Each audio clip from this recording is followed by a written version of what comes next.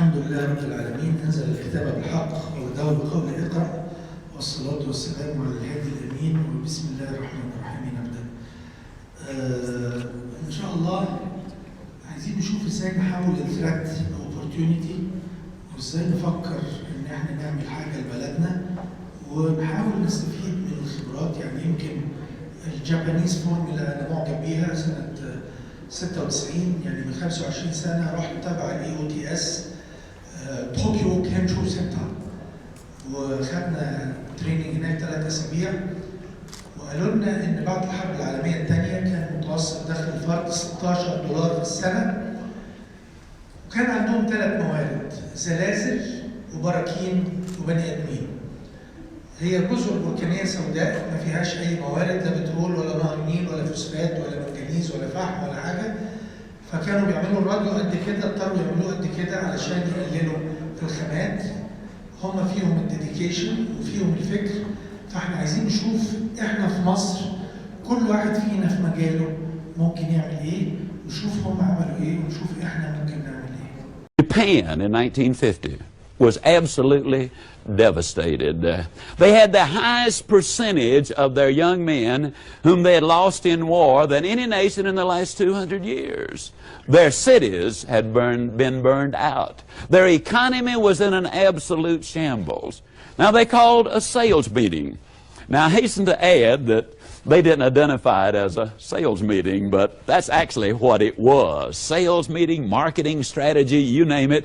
They called the government leaders, the leaders of industry, the leaders in the educational society. They got them all together and they laid out a plan. What can we as a nation do to unify us, to put us together and accomplish an objective that will restore national pride and bring economic prosperity to our land? They finally decided that in the 50s their goal would be to become the #1 nation in the world in the production of textiles.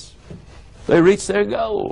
In 1960 they got together another sales meeting and they said, what's our goal this decade? And they decided on the impossible dream. They said, let's become the #1 nation in the world in the production of steel. Now, why is this the impossible dream? Very simple. Japan has no natural resources. They do not have the coal or the petroleum or the iron ore. They were going to have to haul the natural resources, the raw materials, from thousands of miles away into their land. Build those modern steel mills, manufacture a top-grade steel, ship it thousands of miles back, and sell it at a competitive price.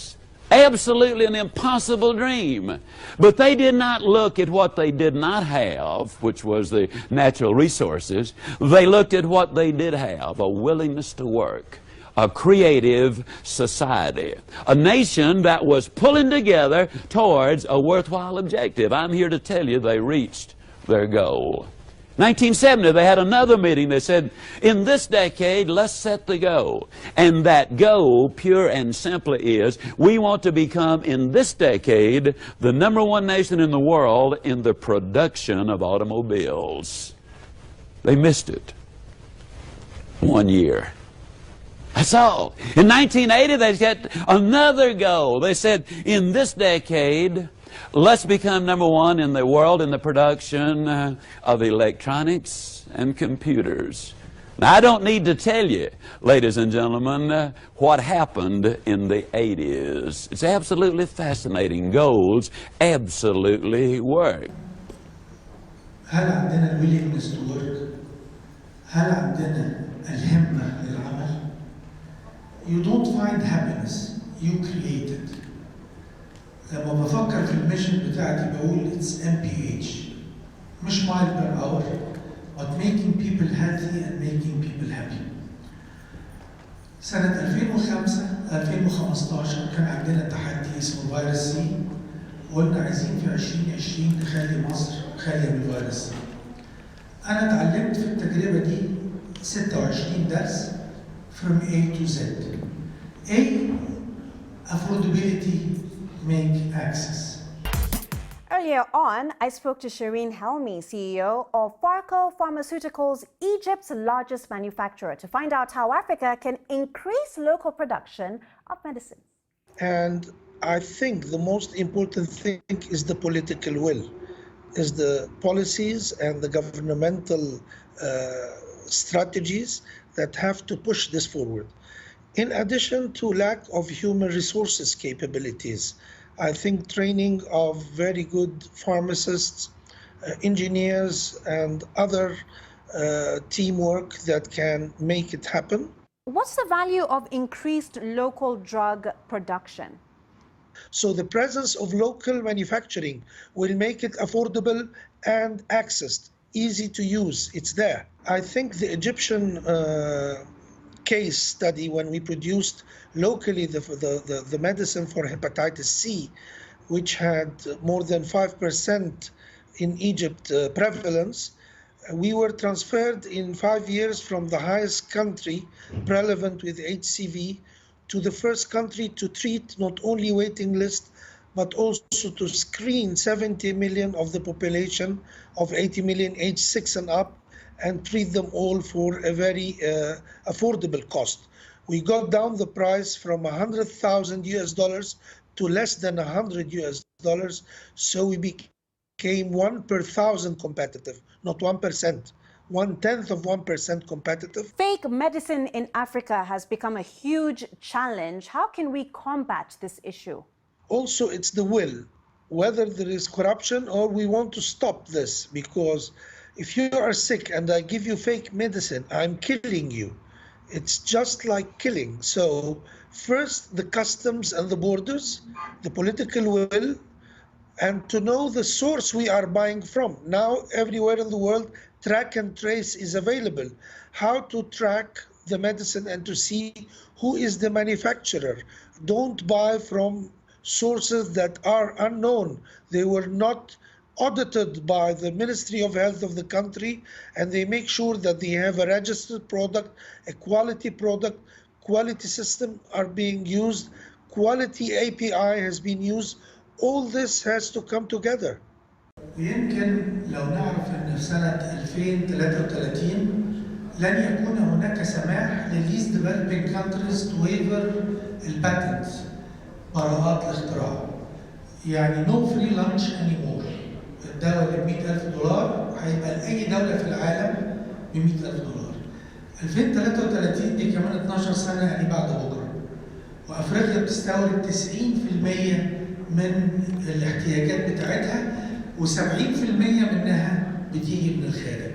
فبنقول الافوردابيلتي ليدز تو اكسس، ازاي نعمل الدواء افوردبل. بليف ان ذا كوز، لازم نؤمن بالقضيه بتاعتنا.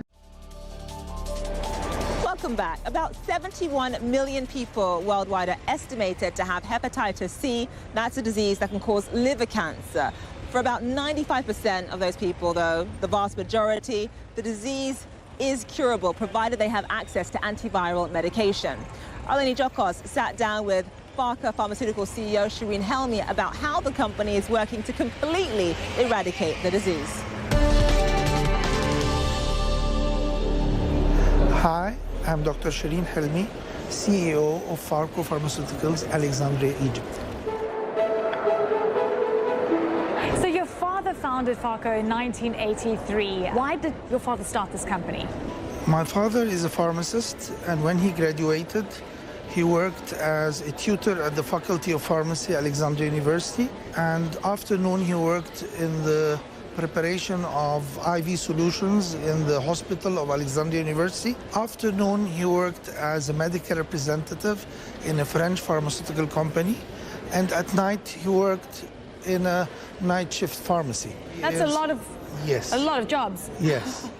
We started by Fárkو Pharmaceuticals. Now we acquired other companies, and we produce 2.5 million pharmaceutical packs a day.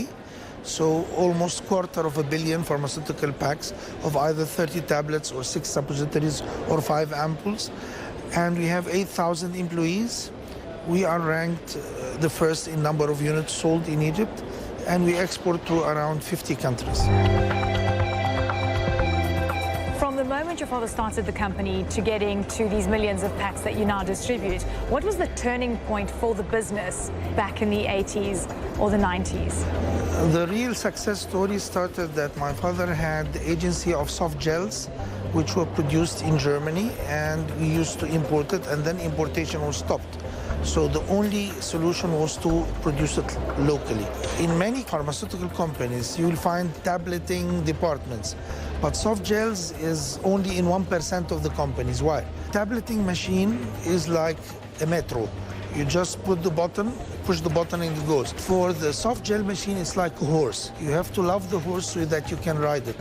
You will have leakers in capsules, squeezing in capsules, peanut shape, so it's very difficult to produce. So through the years of adaptation, you've obviously, you're in very different spaces, but hepatitis C is a big thing for you. Why focus on Hep C specifically? First, my father-in-law, he passed away because of Hep C. He had an accident and he had blood transfusion and he got infected. Second, Raymond Shinazi came to Egypt in 2014 and he said, why don't you save your country from hepatitis C? I said, how? He said, you have to build a factory and you try to make it with cost. So what we did is that we got an Italian technology, we made a new method and we had a patent for it, and we produced 10 kilos for $1,050,000 instead of 1 kilo. We made 10 kilos, then 100 kilos, then a ton. So we are 1 per 1,000 competitive. So when the United States sold the drug for $100,000, we sold it for $96. So it's less than 1%, 1 per 1,000. So if you go to a shop and you find there is sales, 50% sale, you'll be happy. 90% sale, amazed. 99% sales, stunned. What about 99.9%? That's what we did. So in 2014, they said that Egypt has 10% prevalence. We have 100 million people, so it's 10 million patients. Times $100,000, it's $1 trillion. So it's a dream. What an incredible story. Yes, and it started that the president of Egypt, President Sisi, heard the story and he said, I have a dream to cure 1 million people from hepatitis C. So we took this as economies of scale key. How can we produce in tons so that we can decrease the price not only for Egypt but also for the whole world? Hepatitis C, we have 71 million patients worldwide. Now 5 million are cured. 3 million from Egypt, 2 million from the rest of the world. So we got the World Cup not in soccer but in saving lives. ده كان في المؤتمر الاقتصادي العالمي في الورلد ايكونوميك فورم في جنوب افريقيا في سبتمبر 2019.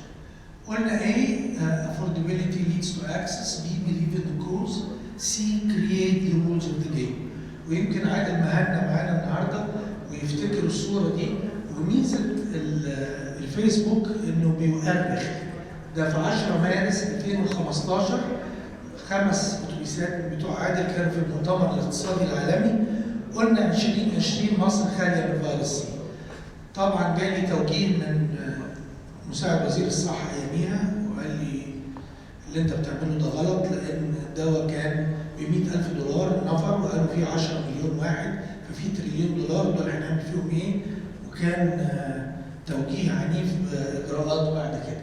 ولكن احنا حطينا الحلم وحققناه الحمد لله. دي direction and political will is the clue.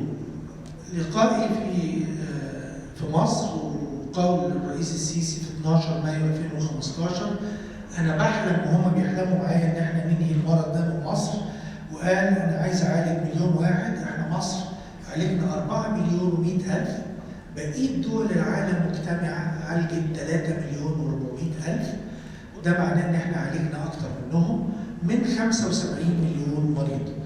ايضا بعد ما عالجنا الويتنج ليست عملنا سكريننج ل 60 مليون مصري سن 6 سنوات فما فوق، وقدرنا ان احنا نعالج كل الناس في المعاد.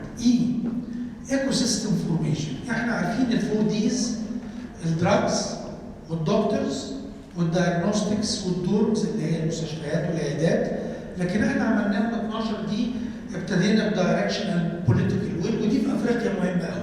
لو رحت افريقيا رئيس الدوله مش معاك الايند، يبقى اعمل اي حاجه مفيش حاجه هتخلص. ديسكفريز، الاكتشافات، ازاي قدرنا نعمل اكوزيشن لشركه امريكاني بتعمل دواء، والدواء ده نجحنا ان احنا نعمل بحث علمي لاول مره في مجال الدواء، وللاسف هو ما اتسجلش في مصر بس اتسجل في الصين على 20 مليون عيان، بيتسجل حاليا في ماليزيا، بيتسجل في روسيا، طلبوا الملفات في امريكا الجنوبيه، وان شاء الله مصر تلحق بالرغم، لان كان زمان قبل الكورونا ان اي دواء عشان يتسجل في مصر لازم يتسجل في امريكا واوروبا واليابان الاول.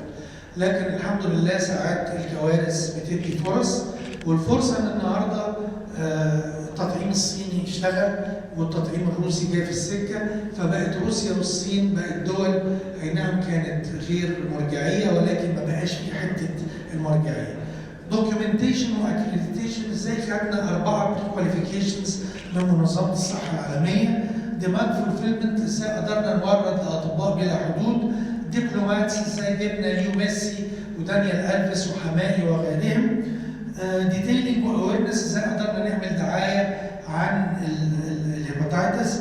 داتا مانجمنت ودوكيومنتيشن، ازاي بقى في داتا بيز بتلم بيانات 60 مليون مصري، وعملنا خريطه صحيه لمصر وبقينا عارفين فين الضغط وفين السكر وفين القلب، وده ساعد مصر في عمل الحسابات الاكتواريه لمنظومه التامين الصحي الشامل. الدورمز والموبايل كلينكس، زي ما قلنا جبنا 8 موبايل كلينكس من المانيا وابتدينا نحلل ونطمن وابتدينا نعمل كده. الدكتورز والميديكال تيمز، تحول علاج الهيباتيتس سي بعد امانيه الدواء من ان كان لازم دكتور متخصص في الكبد الى دكتور باطني الى ممارس عام، وبقى الدواء بيصرف لاي واحد يطلبه. الدراجز ازاي عملناها افيلبل، ويمكن كان اول لقاء مع اللواء محمد الزمرنوط لما كان قائد المنطقه الشماليه، وقال لي عايزين نعمل مشروع بشاير خير واحد وعايزينكم تشطبوا مستشفى بتطلع هنا. قلت له يا فندم الدواء العلبه ب 33605 دولار و4 سنت، هنديها للقوات المسلحه بجنيه. 33605 دولار و4 سنت تبقى بجنيه، وابتدينا مشروع علاج الهيباتيتس سي. واخيرا لما ابتدينا في الاخر مع وزاره الصحه عملنا العلاج ب 800 جنيه 6 علب 3 اشهر، يعني حوالي 48 دولار. فاندنج تيلز نو رولز، احنا ابتدينا حطينا فند من عندنا حوالي 100 مليون دولار، ده كان الدعامه اللي نقوم بيه الموضوع، وبعد كده الامور ابتدت تسكرول وتمشي والناس تحلل والناس تتعلم. ابتدينا بالمنطقه الشماليه بكفر الشيخ وبالبحيره، وعملنا صندوق في البحيره وحطينا فيه ادويه بمليون جنيه، ده غير موضوع الجيش، وايضا ابوير للاسمده حطت فند، وقلنا للناس مشروع القرش. العلاج ده ثمنه 100,000 دولار، تقدر على جنيه ادفع جنيه، 5 جنيه ادفع، بس اوعى تعالج ببلاش لو انت تقدر. يعني لو تقدر تحط علاج اللي هو 800 جنيه حط 800 جنيه، ما تقدرش حط اللي تقدر عليه. ابتدينا بالنادي الاهلي، ابتدينا بالمحافظات، ابتدينا بمدينه برج العرب، ابتدينا بمناطق كتيره، والحمد لله كانت النسبه في البحيره 99.98%. في كفر الشيخ عملنا سكريننج ل 370,000 واحد، 37,000 كان عندهم المرض بنسبه 10%، وكانت نسبه الشفاء 100%. حمائي لما جينا في نادي سموحه قال حلل وطمن 10,000 شاب وشابه حللوا ودخلوا الحفله ببلاش. Government supports to research، بنتكلم على حكومه ماليزيا وعلى DNDI ازاي اقتنعوا بالبحث العلمي، وازاي قدرنا نعمل دواء نسجل موليكيول لاول مره، شركه مصريه تعمل الدراج ماستر فايل بتاع الخامه، تعمل مصنع للخامات، تصنع الخامه وتسجله في الصين وتسجله في روسيا وفي ماليزيا، وايضا ينزل للسوق العالمي.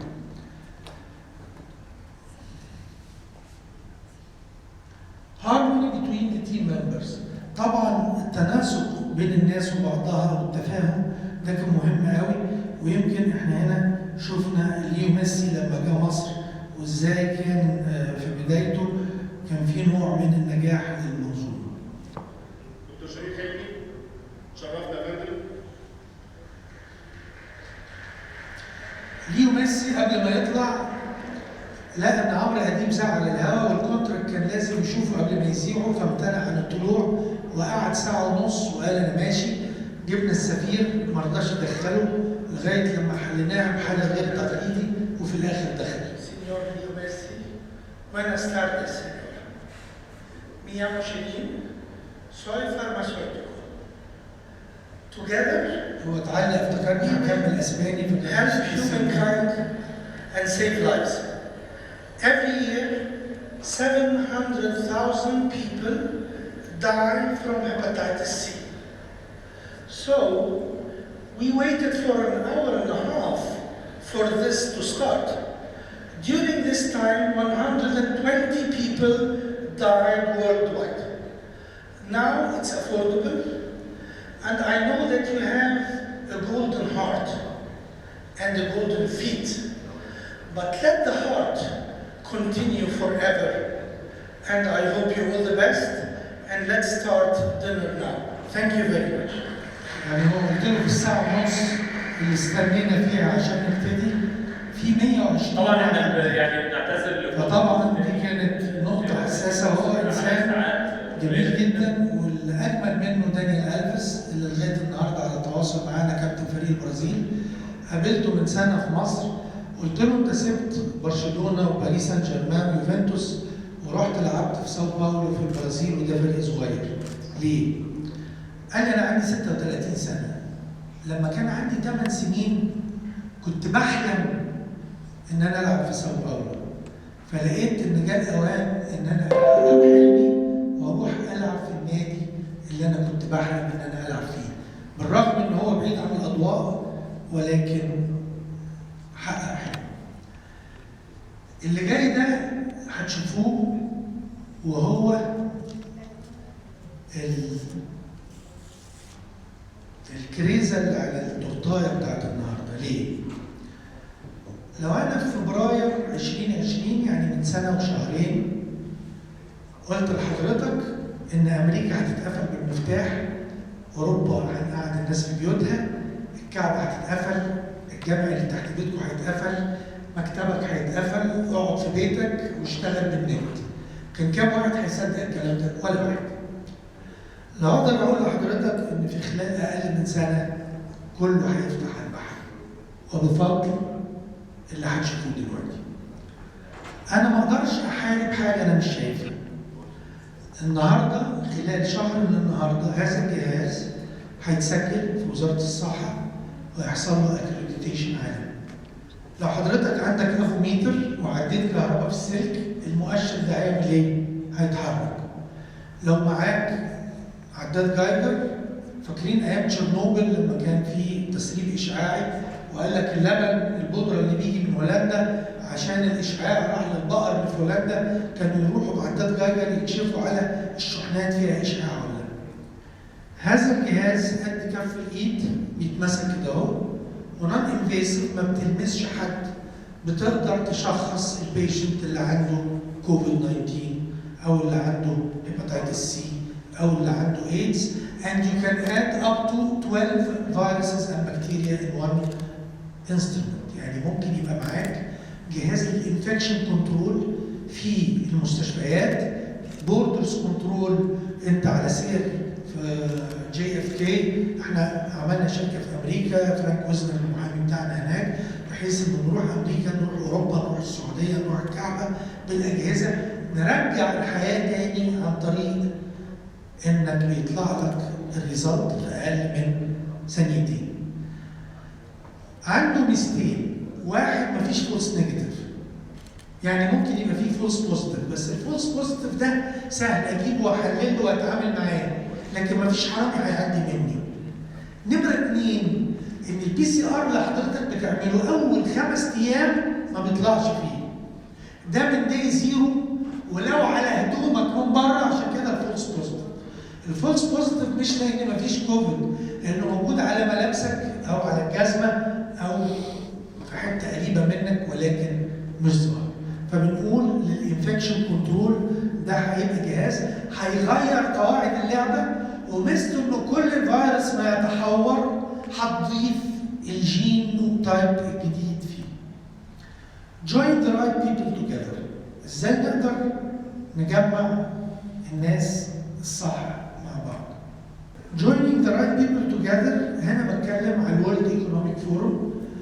يوم 26 يناير كان في محاضرة زوم وعملت سبيتش 3 دقايق في دافوس، وطلبوا مننا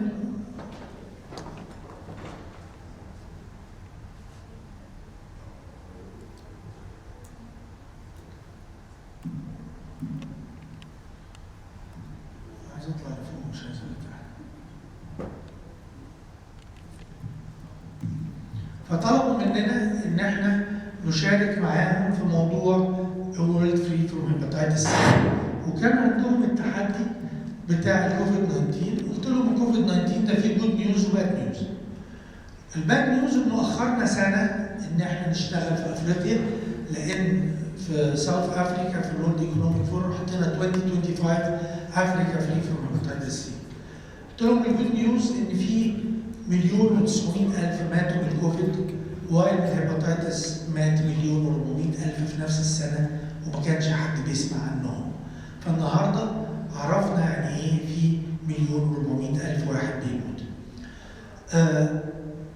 ده بيدينا نوع من الاكسس، لان في الورلد ايكونوميك فورم في governments، في رؤساء دول، في البنك الدولي، في جين فاونديشن، في الجلوبال فاند، في جهات كبيره جدا ممكن تساعد في الموضوع. لو كل الرايت بيبل جوين توجذر يبقى عندك الفاندنج، يبقى عندك شركات الادويه، يبقى عندك الدايجنوستكس، وخاصه ان السي فاست هيبقى عندنا دايجنوزس للهيباتيتس سي. لو رحنا افريقيا بالفوتو ريكوجنيشن بعربيات عندنا في القرى الافريقيه قدرنا نعمل سكريننج لمليار افريقي، وقدرنا نعمل نوع من الداتا بيز عن افريقيا. وممكن نحط سي اي بي مش البنك، لكن اتش سي في، اتش اي في، اتش بي في، يعني هيباتيتس بي. هيباتيتس بي 8% في افريقيا، هيباتيتس سي 2%. هيباتيتس بي ملوش علاج لكن ليه دواء، ليه دواء يعني تاخده طول العمر زي السكر والضغط، ولكن مثله انه ليه فاكسين. يمكن مشكله الكوفيد لانه كله بيجري على اللوسي في عصر الماديات واخر الزمان. طيب الناس اللي كانت بتاخد الفاكسينز الثانيه لما كله يعمل كوفيد، طب العيال الغلابه اللي كانوا بياخدوا البوليو والمننجايتس هيعملوا ايه؟ فعشان كده بنينا مصنع للفاكسينز ان شاء الله يشتغل في اكتوبر السنه دي، بحيث لما كله يجري على القرشينات زي في امريكا كده لما وقفوا الكونتينرات، بس دايما ست لئيمه ونقل منها، كل واحد بيحاول يعمل حاجه ثانيه غير الموضوع. انت فين؟ لا احنا مش في الميديا، احنا كنا في joining the right people together. اطلع فوق، اطلع كمان كمان كمان كمان كمان، ماشي. انا منو بي كيو ار اس، لا انت اطلع فوق مش انزل تحت، احنا عايزين نطلع. طيب فبنقول النهارده عندنا فرصه ان احنا نعمل بحث علمي. طبعا مش هقول لكم على الحلزونات واللي قابلناه علشان نعمل بحث علمي، ولكن الحمد لله الاسبوع اللي فات دكتور شرين عباس اعلن عن statistical significance في علاج للكوفيد 19، وهو علاج الهيباتيتس سي بدل 84 يوم من 10 ل 14 يوم بس، وده تكلفته اقل من 100 جنيه. وعرضنا على وزاره الصحه ندي صندوق تحيا مصر 250,000 جرعه مجانيه. قلت لهم شركتنا مش في البورصه ومش عايزين نعلن مش عايزين حاجه. قال لك لا هنجيب بتاع الريميدازفير ب 22,000 جنيه. قلت لهم الف شكر، ربنا يكرم مصر ان شاء الله. فان شاء الله قريبا يعني النتائج تطلع والنتائج تنشر في دوريات عالميه. يعني انا شايف لما يطلع عندك نتائج وانت شايفها بعينيك مش لازم تستنى ما تنشر، بتسيب يعني ايه الا لو عايز تخف شويه في البشريه شويه. فبنقول ان عندنا فرصه كويسه. ايضا عملنا مع جهات في الدوله ثانيه غير وزاره الصحه، عملنا انسيليكو دوكينج لادويه جديده للكوفيد، عملنا ان فيترو كباين في الحرب البيولوجيه على كوفيد 19 وجبنا نتائج كويسه قوي، وبناء عليه عملنا كلينيكال ترايلز مع بعض الجهات واثبتت نتائج كويسه جدا، فبقى عندنا بورتفوليو من ديتكشن. Two participants that we have joining us today who can tell us a little bit more about the lung cancer work and hepatitis work that we've already gotten into a bit in the first part of the session. So I want to ask Dr. Shireen Helmy, who's the Chief Executive of Fاركو Pharmaceuticals, to speak to the hepatitis elimination partnership for just a couple of minutes to give us a starting off point, if you would, Shireen. Thank you very much. In the year 2019, in September in South Africa, we had a side session for 2025 Africa Free from Hepatitis C after our success in Egypt by 2020, curing 2 million people waiting list, and then making screening for 60 million Egyptians age 6 years and up, and curing another 2.1 million, so 4.1 million were cured in Egypt. So the COVID effect, we were stopped for a year from action because of the travel issues and different issues.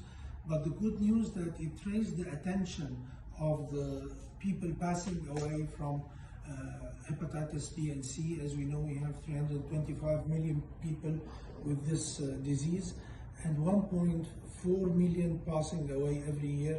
So with COVID, we have 1.9 passing away in a year, so it's almost close. So nobody was paying attention that people were dying in peace, so we have to do something. 21 countries have 65% of the patients of the hepatitis C, but 7% also have only has the access. We lose one patient dies and political will, and the good news with the WEF that the political presence is there, plus the funds, the pharmaceutical companies, the diagnostic companies, WHO, DNDi, MPP. So I think it's together we can. We have to align all our forces because we need less than $1 billion a year to cure 6 million every year, because by 2030, WHO want to cure 90% of the Hep C patients as well as Hep B. Thank you very much. It's a remarkable achievement, 4.1 million people cured, and you're talking about a disease that affects, let's say, hundreds of millions of people, and yet there is a cure. Yes, so and the cure price was decreased from $100,000 per patient to less than $100 per patient with WHO qualification. Yeah, so this, I think, again, we got into this in the first part of the conversation around ambition. I think there is real room to be ambitious in public health. And just to continue on that theme, I want to bring in David Fredrickson, who's the Executive Vice President for Oncology at AstraZeneca. And I'd like you to speak, David, to that EU Lung Cancer Task Force report that I brought up at the very beginning of the session today. Great, thank you, Roger. I appreciate the invitation. When I entered into the cancer care arena 20 years ago, outcomes in lung cancer were extremely poor. And we've made incredible progress since then, though, as I think Mitchell quite nicely articulated, we still know that lung cancer is the leading cause of cancer death worldwide and across the globe. And in fact, the outcomes for patients with lung cancer vary dramatically depending on how early a patient can be diagnosed and ultimately treated. The COVID-19 وهنا في فيديو يا ريت نقدر نشغله، لأن هنا أنا كنت رئيس مجلس أمناء مدينة برج العرب لمدة 9 سنين، رحت آخد أرض علشان أعمل مصنع للخامات الدوائية بتاعت الفيروسز. قال لك ما نقدرش نديك أرض علشان الوزير في السجن والنواب في السجن. فهل سكتنا؟ لا. كان أحمد منير عز الدين عنده شركة كتان وشركة فوط، اشترينا شركة فوط. عايز أوريكم إزاي حولنا شركة فوط في أقل من سنة ب20 واحد من إيطاليا إلى شركة خامات دوائية، فقدرنا ننزل سعر الخامة من $1 مليون الكيلو ل $750 الكيلو، فبقينا أكتر من 1 في 1000 كومبيتيتور. هتتفرج على سقف بيتهد. ايوه، بوريك هنا الصناعيه المصريين والفواعليه ازاي قدرنا نكسر مصنع التاولز ونحوله الى مصنع خامات بتعمل الكيلو اللي كان ب1 مليون دولار. طبعا احنا قعدنا سنه عشان ناخد موافقه وزاره الصحه. سنه. فيري كوبرتيف. سنه بعد ما خلص وفضل واقف سنه لغايه لما ربنا كرم الحمد لله. معلش يا دكتور، هنا الاداره وايز دي بيروقراسي ولا دي يعني؟ شوف يا فندم، مصر فيها 5 مشاكل. اللقطه مين اللي هيعرض على سيادته؟ بالذات لو كنت فوق. 2 فيها لخفيها NIH not invented here.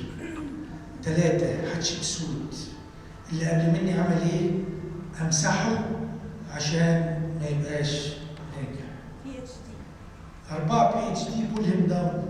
يبقى قابلني اللي عرفت تعملها. يعمل اتفضل يا سلام، انا مضيت لك على البتاع ولا ارميها على البتاع وقول لهم ضاعت وقدم ورق من اول وجديد. و5 مش هقول لكم عليها سيبكم كده تفكروا فيها. لو قدرنا نخلص من المشاكل النفسيه وركزنا ازاي نعمل حاجه كويسه، اكيد يعني هنا شوفوا الناس جايه من ايطاليا ازاي بتعمل في بلدنا مكن بيجي وبيركب مصنع بيتعامل من لا شيء وبننجح. يعني امبارح او اول امبارح سياده الرئيس كان بيتكلم على صناعه الخامات الدوائيه، احنا ابتديناها من 3 سنين. بيتكلم على البايو تكنولوجي، احنا ابتديناه. بيتكلم على مصنع الامراض، احنا حاولنا نعمله ولكن انتوا عارفين القصه، بس الستات ما تزعلش. كان في شيخ قاعد في الجامع فبيتكلم على ان الواحد لما يجي ينفق بيطلع له 73 شيطان يحاولوا يرجعوه لورا. فالراجل سخن كده واتسحب من ورا الشيخ، لقاه رجع البيت لقى شويه شيخ خدهم في عبه وراح يديهم للغلابه. مراته ايه يا راجل انت رايح فين بتتسحب كده ليه؟ لا يا ولاد ايه اللي في عبك ده؟ قال لها ما فيش حاجه. قالت له ايه؟ وقعوا على الارض نزلوا نفض ودخل الجامع كده ايه اتسرب وقعد والراحه. فالشيخ قال له هل انتصرت على 73 شيطان؟ قال له نعم يا مولانا، ثم جاءت امهم فهزمتني.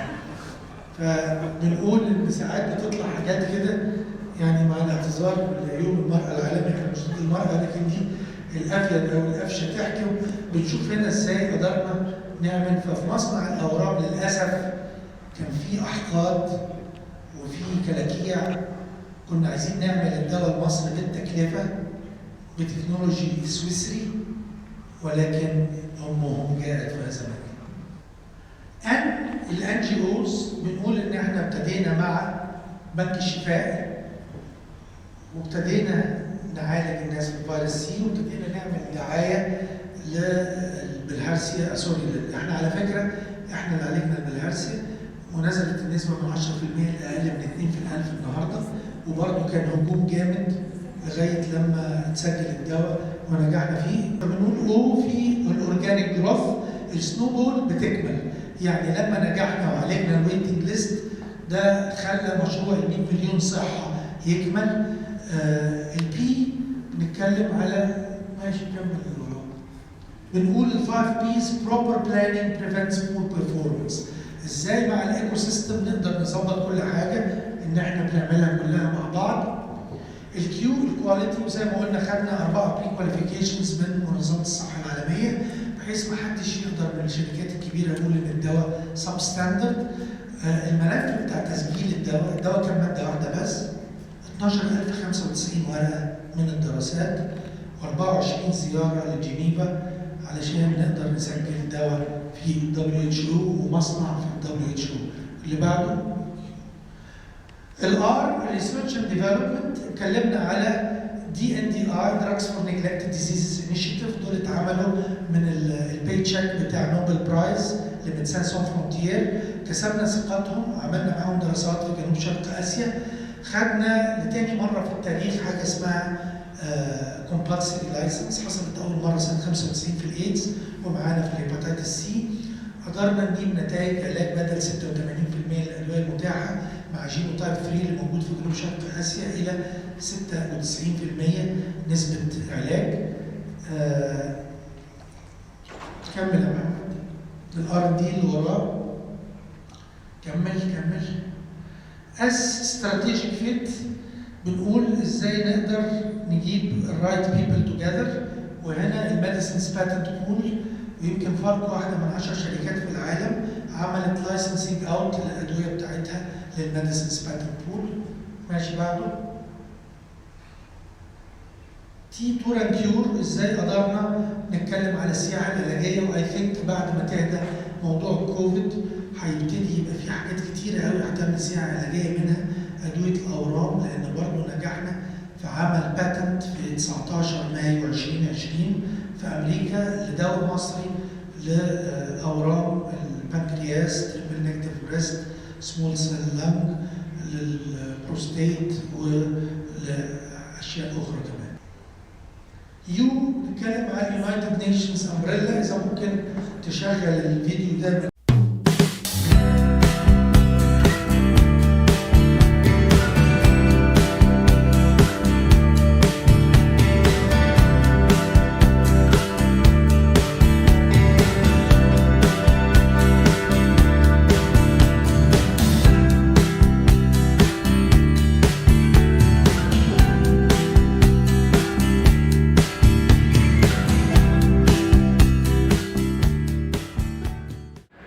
And then how can we use this forum today to collect to select the areas of cooperation for the three organizations.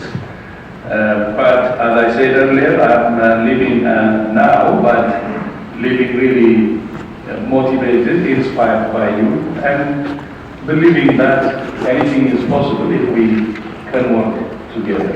So together for a healthier world, eradicate hepatitis, and which is possible. Egypt is showing that. So شكرا جزيلا مثلا for all your massive commitment starting from the president himself. I know that story by the way, and congratulations. And this is a very good model for others. شكرا جزيلا. Thank you. So I hope you will allow me to go. What would you do if I said no?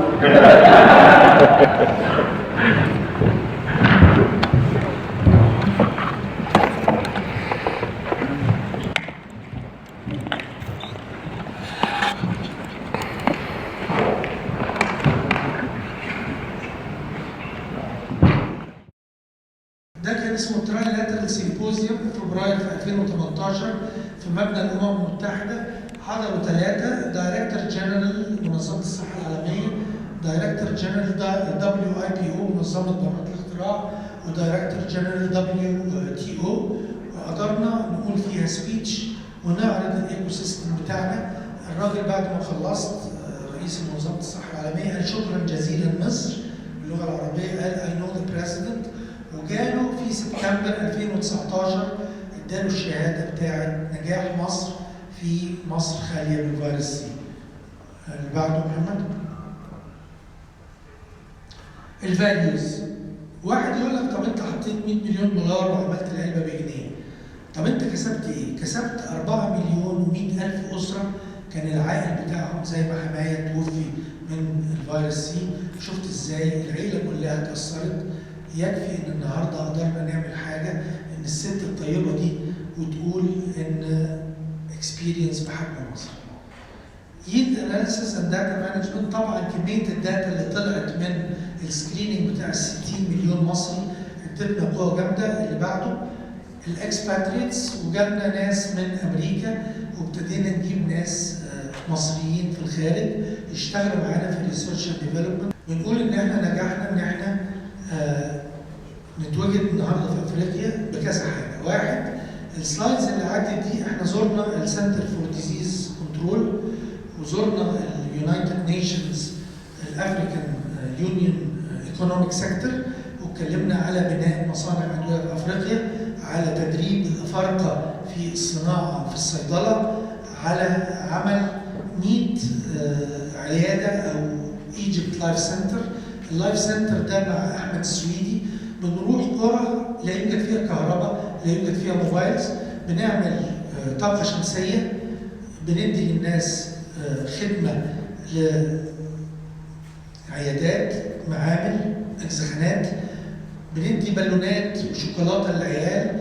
احنا عندنا مصانع مكرونه واخدينها من الجيش، ابتدينا نبعت مكرونه، نعمل باستا ستيشن وناكل الولاد هناك مجانا، لان لو شفتوا الفقر والجوع هناك تتخضوا في القرى اللي هي مفيش فيها حاجه خالص. نعمل موبايلات للناس، ده في الافريكان يونيون في اديس ابابا.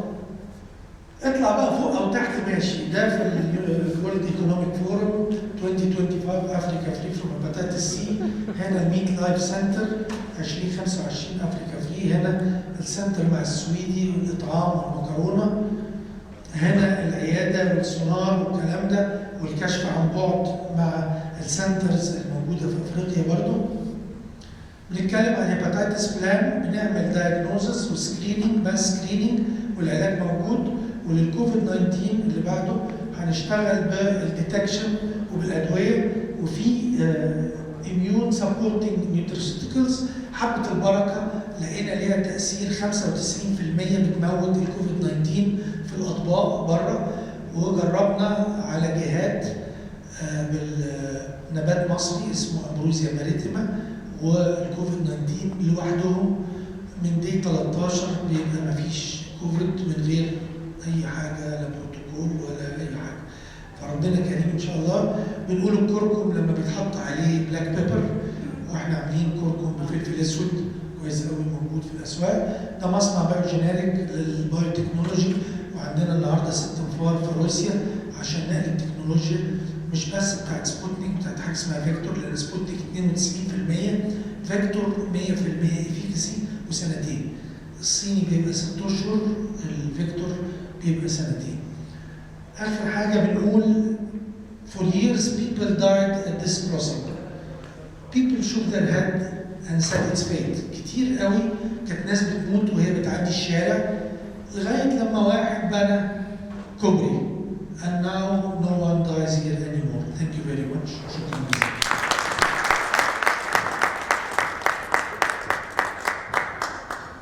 في اسئله؟ مفيش اسئله. شكرا. اتفضل. دكتور حضرتك كنت بتقول ان في البروتوكول نفسه في اكتشاف او في نقطه حبه البركه، انا محتاج توضيح. لسه مش في البروتوكول، هو لسه في البروتوكول. احنا عملنا كلينيكال ترايلز، عملنا ابحاث على على حاجات كتيره مش بس حبه. اللي لقطنا فيها كذا حاجه، منها حبه البركه، الزيت حبه البركه او الحبه نفسها. لما عملناها في الاطباق جابت فوق ال 95% بتموت الكوفيد 19 فيروس. وبناء عليه عملنا تجارب سريريه لو الناس خدت حبه البركه هل ده بيخليها تخف او تقل الوفيات او تقل الاحتياج للاكسجين والفنتليتر، وثبت فعلا ان لها تاثير هي والامبروزيا ماريتيما والحاجات الثانيه.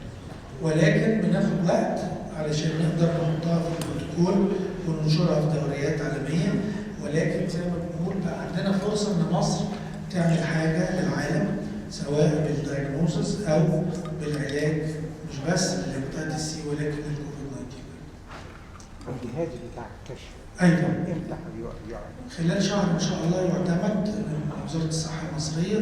هنطلع بيه بعد كده على روسيا وعلى انجلترا وعلى امريكا وعلى سويسرا وعلى السعوديه وعلى الامارات، بحيث ان هو في 1000 جهاز تم انتاجهم حاليا وبيشتغل بالماجنتيك ريزونانس. عملنا شركه اسمها ميكرز، مصر ابلايد نوليدج انتربرايز فور ريسيرش اند سيرفيسز. الشركه دي مش بس بتشتغل في الديتكشن ولكن ايضا انوفيتيف جيم تشينجرز، علاجات عن طريق الماجنتيك ريزونانس والهيرتز، بتدي بعض البلسز بتعالج الناس حتى من الكورونا في اقل من 3 ساعات دون ان ياخذ اي دواء. ربنا يستر. بس كده كفايه. احنا نجحنا في جائحه الكورونا ان احنا نصنع الفنتليترز والهاي فلو نيزل كانولا لان وقفوا تصديرهم. نجحنا نصنع الاندوسكوبس، المنظار الطبي. طبعا المناقصات بمليارات في السنه. الدكتور هاني مفيد شهاب، الدكتور مفيد شهاب في برايم كلينيك قال لي عايزك تتبرع بوحده مناظير لكليه الطب. قلت له بكام يا هاني؟ قال لي 7.5 مليون جنيه. قلت له اسبوعين هيبقوا عندك. صنعناهم واديناهم وكلفونا كام؟ 7.5 مليون 218,000 جنيه بس انا ما قلتش حاجه. فطبعا احنا بعد ما عملنا شركات الدواء ازعجينا نزلنا الدواء من $100,000 ل $48. الحضانات الحضانه ب 500,000 جنيه احنا عملناها ب 50,000 جنيه.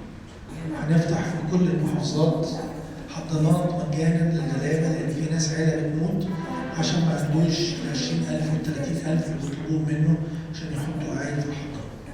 فاحنا we're trying to make people healthy to make people happy لان لما الناس تبقى راضيه عن حياتها هيبقى راضي عن ربنا سبحانه وتعالى. ولما كنت اسال الحاج ياسين رشدي الله يرحمه هو ربنا راضي عني؟ يقول لي شوف انت راضي عنه ولا لا؟ لانه قال رضي الله عنهم ورضوا عنه. فلو انت راضي عنه يبقى هو راضي عنك. لو انت طالع ميتين اهلك والصبح ايه الدوشه دي وايه الدمايه دي وايه الشقه دي وايه اللي بيخر ده وايه الفلوس ده وايه القسط ده وايه الدنيا اللي فيها دي وانك بتقول الله اكبر والزيبه بقى قد كده والجلابيه قصر كده يبقى يضايل رونق النمبر كل سنه وانت طيب. قل هل ننبئكم بالاخسرين اعمالا الذين ضل سعيهم في الحياه الدنيا وهم يحسبون انهم يحسنون صنعا اولئك الذين كفروا بايات ربهم ولقائه.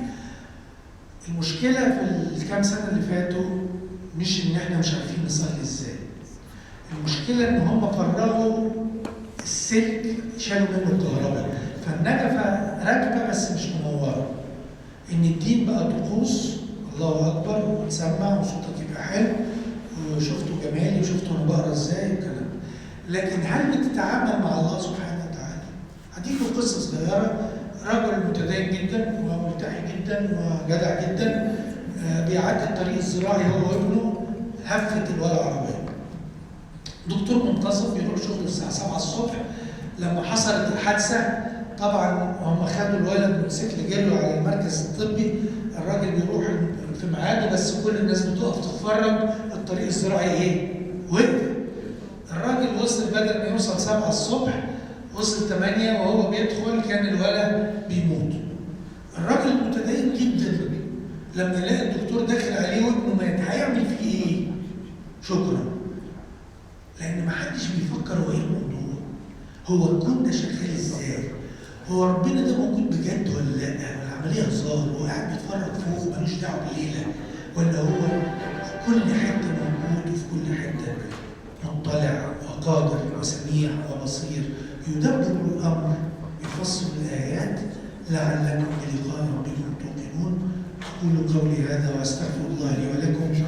وما تقوليليش ان مسيو فادي هو اللي هيكرمني. لا لا لا لا لا ده كتير ده كتير. اتفضل يا فندم. اتفضل. احنا بصراحه نحب نشكر اكيد دكتور ترولي يعني المجهودات اللي عملها لمصر الاسكندرية.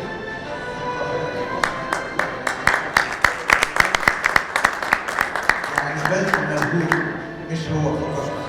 الوالد وكل العائله بذلوا الكثير لهذه البلد.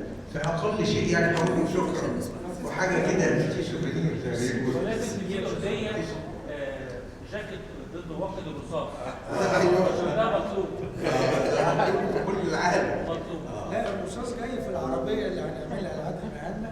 عربية للمصريين تكلفتها قليلة.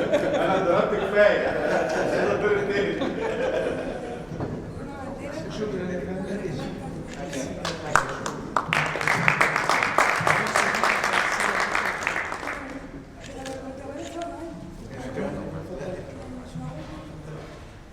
الحقيقه عندنا في الايفنت دي الدكتور ياسر فايق مبارك ستيب وهو موجود عندنا. شكرا دكتور ياسر. يوجوالي السبونسرز بيبقوا عايزين ترافيك وناس كتير ونتوركينج وريتيرن انفستمنت وده منطقي بتاع بزنس. In very few cases بيبقى في حد giving a hand, believing in the cause in order to make things happen وsustain مصدق في اللي بنعمله. فوسط كل الناس اللي الحقيقه كان سهل جدا وانا بجيب سبونسرز المره دي الناس بتتحايل عليا طول الوقت وانا اقول ما اخدوش يا بابا. لكن هو مصدق بس هو مصدق بس we are grateful for your contribution. Merci.